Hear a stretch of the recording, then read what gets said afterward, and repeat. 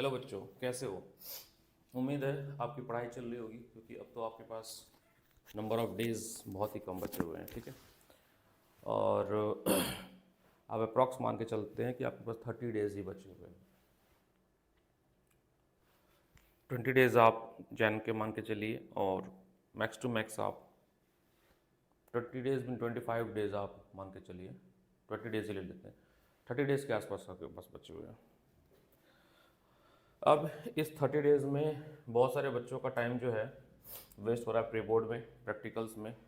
और जो main problem face कर रहे हैं बच्चे वो ये कि they are not able to manage time, और इक्विवेलेंट टाइम मैनेजमेंट वो नहीं कर पा रहे हैं सब्जेक्ट पे। अगर वो बायो पढ़ रहे हैं तो बायो ही पढ़ रहे हैं, मैथ्स पढ़ रहे हैं तो लगातार मैथ्स पढ़ रहे हैं, फिजिक्स पढ़ रहे हैं तो लगातार फिजिक्स पढ़ रहे हैं। जबकि आपको सब पे इक्विवेलेंट टाइम देना है, आपको अपना टाइम मैनेज करना है। मैंने एक शेड्यूल बना के दिया हुआ है, और आपको अपने चैप्टर्स के हिसाब से, वीकेस्ट चैप्टर जो भी आपका है, जैसा भी आपको लगता है, आपको अपना एक टाइम मैनेज करना चाहिए।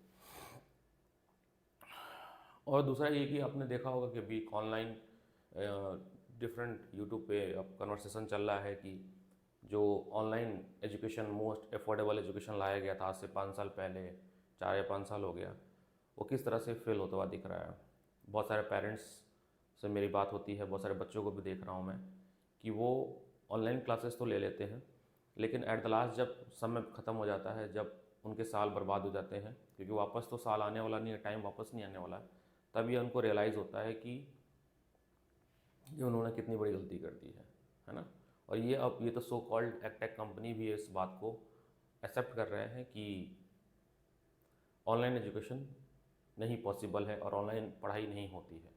बच्चा अपने कंफर्ट जोन में हो जाता है, फिर उसको कल पे टाल देता है, प्रोक्रेस्टिनेट करता है कि हम कल पढ़ लेंगे, हम बाद में पढ़ लेंगे। फिर ऐसा होता है कि इतने सारे लेक्चर्स हो जाते हैं पर चैप्टर के कि फिर वो बैकलॉग क्रिएट होता है, और कभी बैकलॉग नहीं मतलब कभी भी वो बैकलॉग पूरा नहीं हो पाता। तो ऑनलाइन का जो सबसे बड़ा ड्रॉबैक यही है कि जो आपका बैकलॉग क्रिएट होता है वो कभी भी कवर अप नहीं कर पाते हो। और जब एक बार टाइम ख़त्म हो जाता है, साल ख़त्म हो जाता है, तो फिर आपके पास पीछे मुड़ के देखने का मौका नहीं होता है। तो ऐसे मैंने बहुत सारे बच्चे अपने कैरियर में, लाइफ में देखे हैं जो ऑनलाइन कोर्स लेके और अपना साल ख़राब कर चुके हैं, और वापस जो है वो प्राइवेट कॉलेज में पढ़ रहे हैं। शायद वो ऑफलाइन पढ़ते या सेल्फ स्टडी करते, कहीं कोचिंग नहीं भी पढ़ते, तो माइट पॉसिबल एक अच्छे कॉलेज में एडमिशन ले सकते थे, उनकी रैंक अच्छी इंप्रूव हो सकती थी। बट बिकॉज ऑफ ऑनलाइन एक आपको सेल्फ, कुछ समय के लिए एक सेल्फ सेटिस्फेक्शन मिलता है कि नहीं, हमने ये कोर्स खरीद लिया है, टीचर अब हमारे हाथ में है और हम बहुत अच्छा कर सकते हैं, जो कि एक बहुत बड़ा धोखा है, इल्यूजन है आपके साथ। तो ये सब से बाहर निकलिए, ऑनलाइन स्कैम चलता रहेगा। अब फीस बढ़ा रहे हैं, नहीं हम ये फीचर अवेलेबल करेंगे। 3-4 लोग हैं जो आके कह रहे हैं कि अब हम आपको लाइव मॉनिटरिंग करेंगे, मेंटरशिप करेंगे। बेटा पढ़ाई है, पढ़ाई फीचर से नहीं चलता है। ये बहुत अच्छी लाइन है, लाइन मुझे मिली है कहीं से, तो मैं भी यूज़ कर रहा हूँ कि पढ़ाई जो है वो आपके ऐप में क्या फ़ीचर आपको प्रोवाइड कर रहा है उससे नहीं चलता है। फ़ीचर तो इंस्टाग्राम पे भी है, व्हाट्सएप पे भी है, बट उससे क्या पढ़ाई होती है? पढ़ाई केवल टीचर से होती है। और बेटा ये ऑफलाइन में ही होगा, ऑफलाइन टच में ही होगा। ऑनलाइन आपको बस बैकअप और एक सब्स्टिट्यूट के रूप में आपको दिया जा सकता है। तो ऑनलाइन को छोड़ो, अगर सच में सिलेक्शन पाना चाहते हो और समय अपना बचाना चाहते हो, तो ऑफलाइन ही पढ़ो, जहाँ भी हो, जिस सेंटर में हो, जिस जगह पे हो। अगर आप उड़ीसा में हो तो उड़ीसा में ऑफलाइन पढ़ो, अगर आप दिल्ली में हो दिल्ली में ऑफलाइन पढ़ो, अगर आप तमिलनाडु में है तो तमिलनाडु ऑफलाइन में पढ़ो। क्योंकि पहले भी ऑफलाइन ही पढ़ा जाता था, और ऑफलाइन पढ़ के नंबर ऑफ़ सिलेक्शन का रेशियो ज़्यादा था। ऑनलाइन पढ़ के नंबर ऑफ़ फेलियर का रेशियो ज़्यादा है। अगर आप बच्चे हो, आप एनालिसिस नहीं कर पाओगे, लेकिन आपके पेरेंट्स और अपने टीचर से आप एनालिसिस जब सुनोगे तो आपको समझ आएगा कि ऑफलाइन किस तरह से फेल हो रहा है। बाकी जो भी बच्चे हमसे जुड़े हुए हैं बच्चों, 10th and 12th sample paper please बच्चों लगाओ।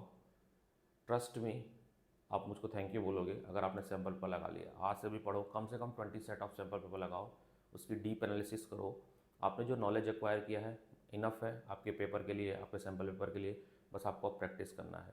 अगर आप सैम्पल पेपर नहीं करोगे तो आपने चैप्टर पढ़ा, फॉर एग्जांपल अभी एक केस मेरे सामने आया, प्रोबेबिलिटी आपने चैप्टर पढ़ा, बहुत अच्छे से पढ़ा, लेकिन जब आपका पेपर आया और उसमें केस स्टडी आई तो आप उसको समझ नहीं पाए, बिकॉज आप सैम्पल पेपर के थ्रू नहीं गए थे। तो प्लीज़ इसको टेक अ सीरियस नोट और पढ़ना स्टार्ट करिए। और प्लीज़ मोबाइल और एक 30 डेज़ के लिए सोशल मीडिया, स्नैपचैट सब बंद कर दो, सबसे कट जाओ और एक कमरा बंद करो और 12-15 घंटा पढ़ना स्टार्ट कर दो बच्चे। अगर आप चाहते हो कि आपके अच्छे मार्क्स आएँ तो this is the only last chance जिसमें आप इम्प्रूव कर सकते हो। All the best, have a nice day.